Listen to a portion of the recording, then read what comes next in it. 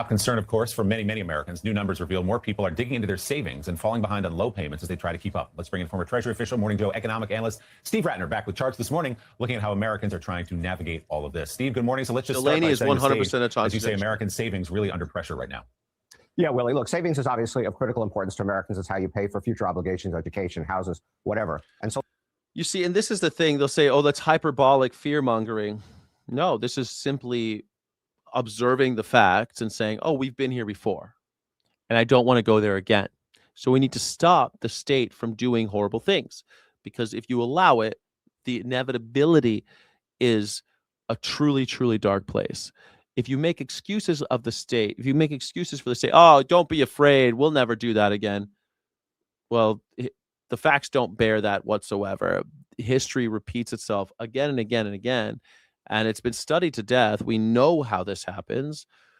We can see it happening. But some people will be like William Talent wants to put his head in the sand and be a little ostrich, being like, no, no, no, no, no, nothing's happening. Nothing's wrong here. It's perfectly okay to put people of various unfortunate groups into concentration camps and deny them basic human rights, basic fucking human rights. There was a quiz in my... because I did a video about, in one of my videos I put a quiz. There was a video that was reacted to in Delaney. One of the Congress people went over there. A MAGA Republican went into the Delaney concentration camp, and they were saying, well, they get treated really well there. It was cleaner than I thought it would be.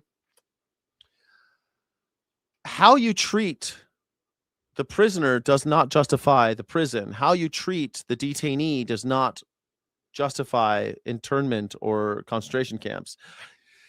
Himmler had whorehouses in concentration camps.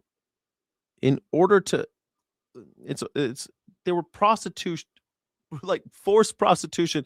There were brothels inside of the camps, like Auschwitz, where if you did a good job and did as you were told, you got a little coupon and you could get one of these slaves to fuck you.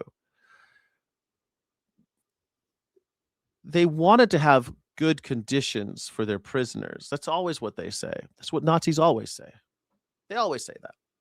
And now we're saying it too. And it's unforgivable. This will be a time, this will be worse than Manzanar. This will be worse than the internment of the Japanese. This is going to be worse. When all of it comes out, we've already had cases where ICE agents are forcing women to have sex with them in order to have privileges to see their family visitations, to get family visitations. Forcing women to have sex with ICE officers so that they can earn the right to see their families when they visit. That's already happened. That's already going through the courts. That's the tip of the iceberg, I promise. That's just the shit we know about. When all the dust settles, and it'll be all you maggers that'll pretend like you weren't for this. It'll be all you maggers who are in the chat saying, no, I never supported that. Just like the Nazis did. No, what I really wanted to have was the Autobahn. I cared about the Autobahn. I cared about the environment. I cared about the economy. I cared about the economy. That's why I voted for Trump. That's why I supported him. I didn't know all that really horrible shit was happening in the ICE facilities. I had no idea that our concentration camps were that bad. I had no idea.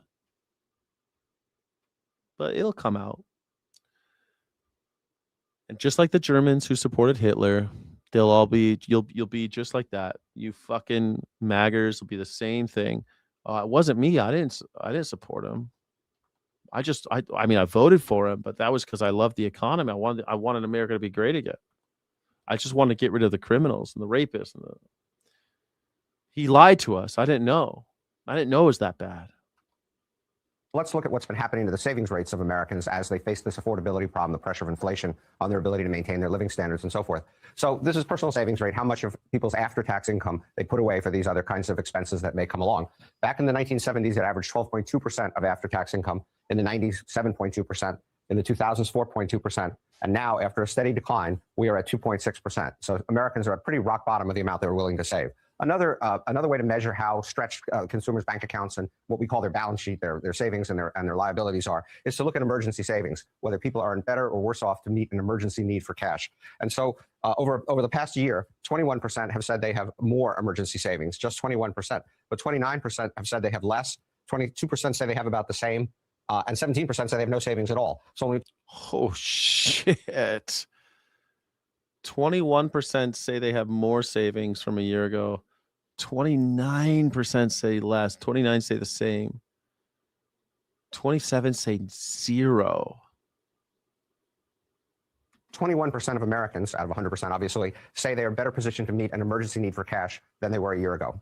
So in these desperate times, Steve, your next chart reveals that people are taking desperate measures, including being willing to pay penalties for hardship withdrawals from their 401k. Yeah, you can take money out of your 401k. You pay penalties, you pay taxes, and obviously you deplete your savings. It's not something you want to do. So Vanguard has some numbers showing what's been happening. It's more than the percentage of Americans taking money out of their 401ks has more than tripled since 2020. Still a relatively low number, but it's gone all the way from 1.7 to 6% as people have had to grapple with the effects of inflation, again, on their ability to maintain their living standards. Another thing to look at are mortgage delinquencies. And this is an interesting one because we can separate this one by income. And so using zip codes, if people in the lowest income zip codes, you can see that mortgage delinquencies have gone all the way up to almost 30%. And they started, 3.5%. And they started over here and they went down, down, down during the pandemic when we had a pause on delinquencies. And now they've soared all the way back up. And then as you go to more wealthy zip codes, you can see that the delinquencies drop because people are better off. So this shows very clearly that this kind of pressure that we're looking at on savings exists more heavily in the lower incomes, not surprisingly, than it does for those. Jesus, mortgage delinquencies are up.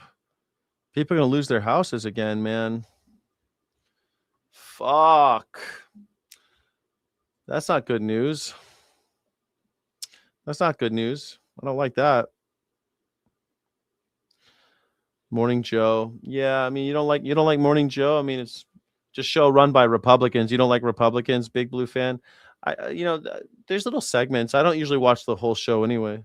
Closer to the top. And Steve, let's move to your third chart. I'm the Morning Sky. I think Morning Joe stole his name from where you reveal that it's not just mortgage payments delinquencies, but there are others across all sorts of loans. Yeah, this financial stress that I'm talking about on people's ability to make ends meet extends to other forms of debt. So let's take credit card debt. This is the one that people tend to fall into delinquencies 90 days or more, the easiest. And you can see that back here, around in 2009, this is the financial crisis, it got up to 14%. And you can see here, it's almost back to where it was before. Student loans are interesting. We've talked, I'm sure everybody's heard a lot about student loan defaults, people who borrow for their education and then can't deal with it. We did have this moratorium during COVID, as I mentioned, but as soon as it came off, student loan delinquencies soared all the way back to where they were essentially before then. Another interesting one is autos, because auto loan delinquencies during the financial crisis actually didn't go up as much as it did for other kinds of debt. And then it came down, but now... That makes sense though, right? People are going to keep their cars. It's back to actually slightly above where it was at the time of the financial crisis. So for the first time, people tend not to want to be delinquent on their autos because they needed to get to work and to get around their cities and towns. They'll live in their cars before if they can lose their house and live in their car. That's like Great Depression. That was a big thing. People just lived in their cars. Delinquencies have come back up.